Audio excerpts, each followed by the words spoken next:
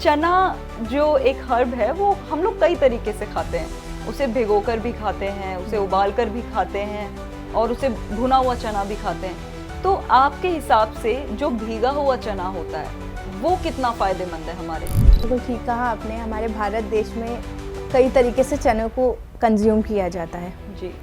और जितने भी चने या दालें हैं या फिर नट्स हैं उन सबको भिगोकर ही खाना चाहिए। इसके पीछे एक रीज़न है कि ये सारी जो चीज़ें हैं, चने को भी ले लेंगे अगर हम, तो इनमें एक कंपाउंड पाया जाता है जिनको फाइटेट्स बोलते हैं। और ये बॉडी में जाके जितने भी मिनरल्स और विटामिन्स हैं उनकी एब्जॉर्प्शन को कम कर देते हैं, अपनी तरफ खींच लेता है।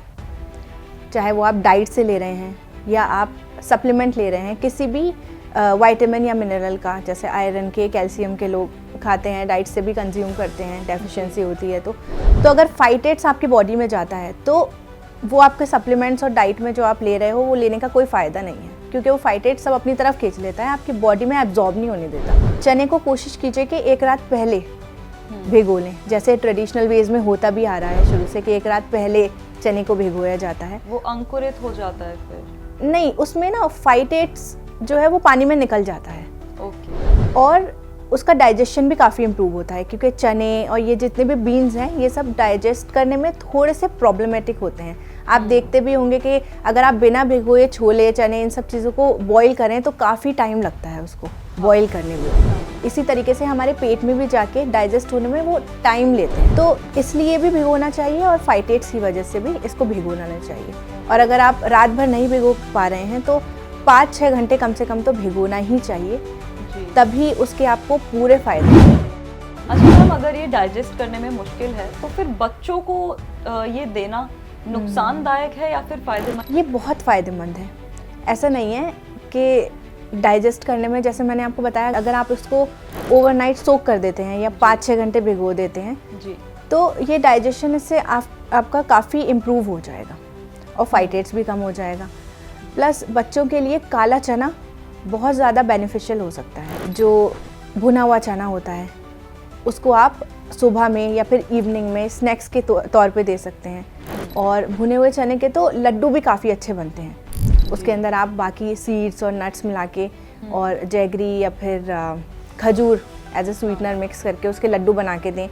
उससे आपके बच्चे को खूब ताकत मिलेगी, एनर्जी मिलेगी और इम्यूनिटी भी काफ़ी इम्प्रूव होगी और आपके बच्चे की बॉडी के लिए ताकत का बहुत काम करता है। और काले चने की जहाँ तक हम बात करते हैं, भुना हुआ चना मतलब नहीं, भुना हुआ काला अलग चना होता है और काला चना अलग होता है। चने की भी डिफरेंट फॉर्म्स होती हैं, एक काला होता है, एक सफ़ेद होता है, एक हरा चना भी होता है। अच्छा। जो सर्दियों में हार्वेस्ट किया जाता है और सर्दियों में कंज्यूम किया जाता है। वो सर्दी के लिए थोड़ा सा सूदिंग सा इफेक्ट देता है चाट में और इस तरीके से हम उसको कंज्यूम करते हैं। काला चना को हम बॉईल कर लें तो उसको भी हम चाट के तौर पे या फिर उसकी ग्रेवी भी बना के हम कंज्यूम करते हैं। उसी काले चने को रोस्ट कर लें तो वो स्नैक्स के तौर पे लिया जाता है। काले चने को हम स्प्लिट कर लें, मतलब उसको तोड़ दें तो चने की दाल बन जाती है। और उसी चने की दाल को अगर पीस लें तो बेसन बन जाता है। तो कितनी सारी चीज़ें चने से हम बनाते हैं और लेते भी हैं और सबके अलग अलग डिफरेंट फ़ायदे। बेसन भी काफ़ी हेल्दी होता है, बिल्कुल। चने की दाल भी बहुत हेल्दी है। बहुत। अच्छा मैम, चने की दाल के बारे में अगर बात करें, वो भी अक्सर हमारे घरों में बनती है। चने की दाल हमारे लिए कितनी फ़ायदेमंद हो सकती है? देखिए, चने की दाल में प्रोटीन काफ़ी अच्छी क्वांटिटी में होता है और कार्ब्स भी काफ़ी अच्छी क्वांटिटी में होता है। और चने की दाल को, जैसे मैंने आपको पहले बताया कि भिगो लें, आप 2-3 घंटे पहले भिगो लें, उसके बाद आप बनाएं तो वो और आपके लिए फ़ायदा करेगी और डाइजेस्ट भी बहुत ईजिली होगी। और चने की दाल को आप पेयर करते हैं चावल के साथ या रोटी के साथ, तो वो कॉम्बिनेशन में प्रोटीन, एक कंप्लीट प्रोटीन बन जाता है, जिसकी वजह से प्रोटीन की जो क्वांटिटी है उसकी वो बहुत अच्छी हो जाती है। अगर आप प्रोटीन लेना चाहते हैं तो दाल और चावल या दाल और रोटी को कंबाइन करके ले सकते हैं, तो एक कंप्लीट प्रोटीन, एक अच्छा प्रोटीन का सोर्स बन जाता है।